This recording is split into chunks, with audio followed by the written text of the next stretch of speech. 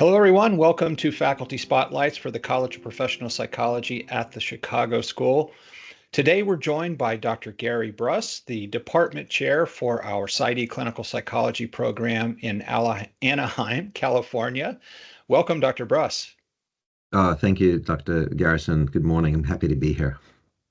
Dr. Bruss, would you tell us a little bit about what inspired your pursuit of a career in clinical psychology? Sure. It's interesting because my pathway to clinical psychology was really quite circuitous.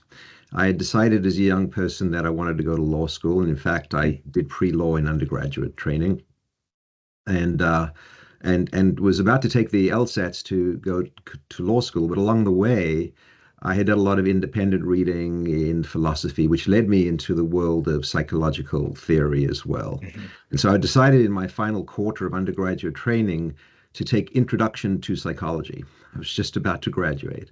And it just inspired me. And I suddenly recognized that I indeed found my true intellectual passion. And that led me to decide to redirect my academic training. Mhm. And even post undergraduate, I went back and did some additional coursework at the undergraduate level. And that inspired me even more and led me to apply to graduate school in clinical psychology. And I've never looked back from then. Um, I like to ask myself and others this question. If you knew then what you know now, would you Mhm. do it all over again the same way? Yeah. And the answer for me is an absolute yes. I clearly made the right decision. Yeah. It's interesting that pathway from law to philosophy to psychology.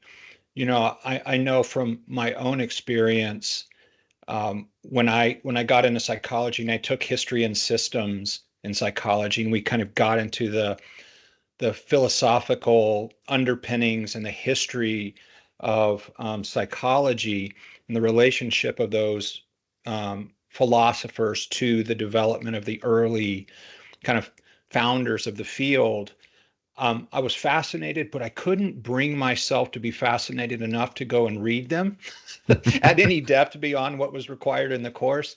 But now I've gotten to a point in my own kind of personal development and career where now I'm looking back and I'm finding myself much more drawn to kind of the philosophical underpinnings of the field and really enjoying getting back into that. So one of these days, I'd love to have a deeper conversation with you about your orientation to philosophy. I would welcome that. Of course, the birth parent disciplines of psychology are physiology and philosophy. So it's where we Yes. come from as a discipline. And so to be able to be thinking about, kind of the underlying assumptions about the human condition, philosophically speaking, is really Yeah, at the heart of what we do as professionals each and every day. absolutely. Dr. Bruss, I know that you've been leading the clinical psychology program for quite some time now. Could you share with us a little bit about what you find most gratifying when it comes to working with students? Sure. Well, the first thing I think about when I get a question like that is, the notion that it's a privilege to do this. Yeah. I think of it as a privilege, and I feel very lucky that I have found my way into this particular professional lane within the larger domain of clinical psychology as a field. I think the thing that is oftentimes most inspiring to me is this notion of bidirectionality of learning. Hmm. Now, when our students come into our program, we're obviously, all trained at the doctoral level, and so we're delivering lots of information to our students around, the core competency areas of clinical psychology. But students, they're so smart and so insightful. They ask us wonderful questions, and they challenge me as an instructor in the classroom in ways that make me think about my discipline, our discipline, and the competencies that we need to acquire in our discipline. And so I've always loved that about the academic environment is that it's not unidirectional. It always feels bidirectional. And that allows for a really rich learning environment. I also think a lot about mentorship and the importance of mentorship, particularly empathic Hmm. mentorship. We want to invite our students into a safe learning environment so that they feel that they can ask questions and there are dumb questions, but this is an Right. opportunity to dig deeper and explore and try to understand all the layers and textures and subtleties and nuances of our field.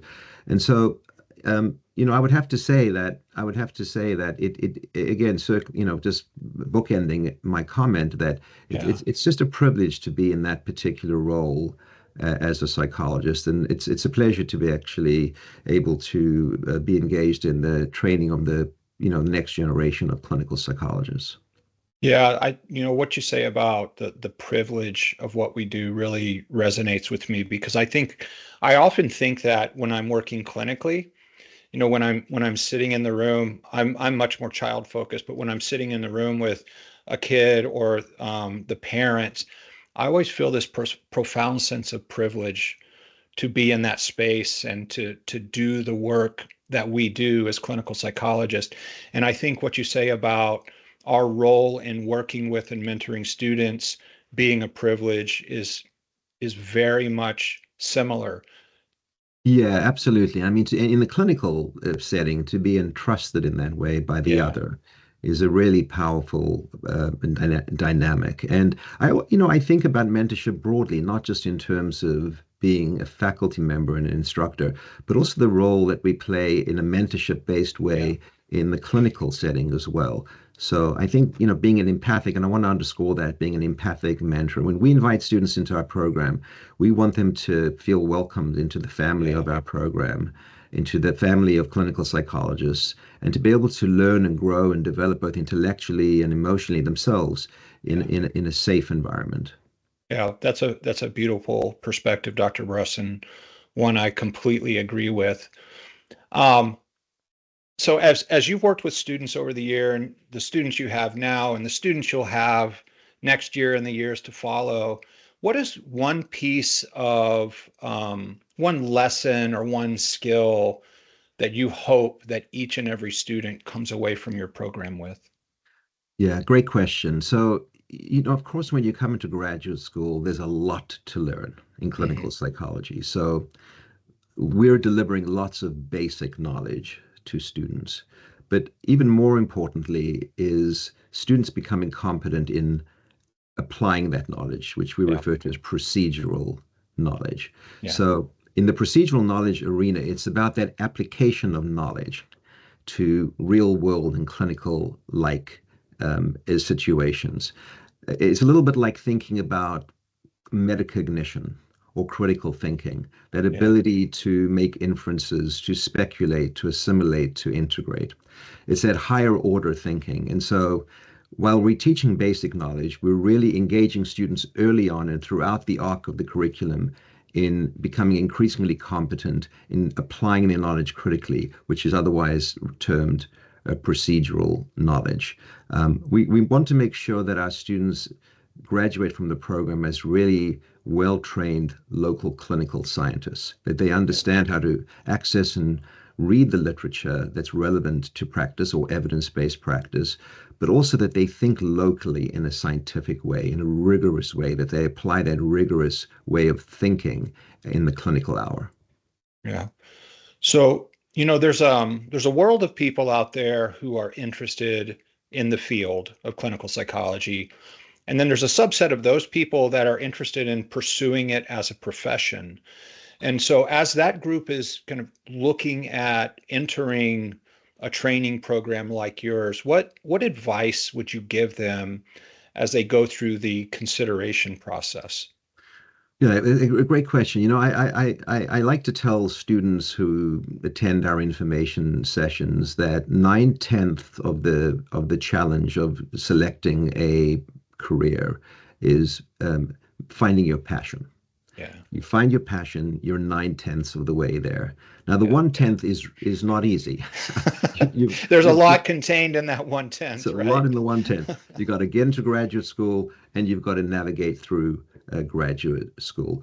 Students that come in are seeking the highest degree in our discipline, and that's a considerable goal and a wonderful goal. So it really does require a level of dedication, commitment, and engagement. at a high level. And I think if students can kind of bake that into their thinking as they're thinking about entering and applying to graduate school, again, if the passion's there, that's going to be the biggest driver because you're going to learn and grow and it's going to be challenging, but it's going to be really exciting. But if you can come in with a level of dedication and commitment, we tell our students that when you come to our program, we will work you very hard, but we promise to meet you halfway. We will partner with you in this endeavor. And we like to tell them it's a little bit like if you know anybody that's gone to medical school or dental school or law school, that's the level of commitment that you have to make Yeah. to this process. So I would encourage students to really think carefully about the level of commitment and dedication they need to advance to graduate level training. But it is the most wondrous of journeys. I will add that as well. Yeah. That coming in with that 9/10, that 9/10 of passion kind of undergirds and helps support you getting over the final tenth of it, which, like you said, is considerable. Absolutely. And I think that applies to postgraduate occupational life as well. So Yeah. um, I don't have whatever it's called Sunday night or Monday morning blues. I really love what I do. And Yeah. sometimes I think I do too much of it. So maybe if I'm going to reflect on it, maybe I work too hard sometimes, but I feel engaged every day. I'm never bored, and I feel excited by what I do. So that passion is, as I said earlier, is very important, and the dedication and commitment to getting to the highest level of your career is going to just bring just all kinds of wonderful rewards. Yeah, I couldn't agree more. And I Yeah. think you touched on this a little bit in your last response, Dr. Bruss, but can you tell us a little bit about, from your perspective, why you think the Chicago School is a good choice for people who are considering a training program in clinical psychology? Sure, absolutely. So in 1973, the American Psychological Association at a meeting in Vail, Colorado, decided they were going to agree to approve and accredit training models that had a practitioner scientist orientation, which is the PsyD Hmm. model of training. The Chicago School started in 1979, very close to that time period. We're Yeah. talking close to 50, well, it's over 50 Yeah. years of the APA, that approved Yeah. PsyD programs and almost 50 years of life in the Chicago School. So the Chicago School has been around almost since the inception of the PsyD movement and is indeed one of the leading institutions in the United States, if not in the world. Yeah. And so it's a privilege to be associated with the Chicago School. I also think we have outstanding faculty. We have wonderfully diverse student body. We draw on students from regional centers of excellence at the undergraduate level and at the master's level, and we draw on students from around the country and frankly internationally as well. Yeah. The other thing about the Chicago School that I think is worth underscoring is its commitment to excellence in training, which is why our program has been APA accredited for as long as it has been, Hmm. and our sister PsyD programs as well within the Chicago School. So I really see the Chicago School as one of the leading PsyD institutions in the United States, and frankly, if not in the world. And I think Yeah. that's the value of the Chicago School. Yeah. Well, Dr. Bruss, it was a pleasure spending some time with you. Thank you for joining us today. Of course, likewise. Thank you very much, Dr. Garrison.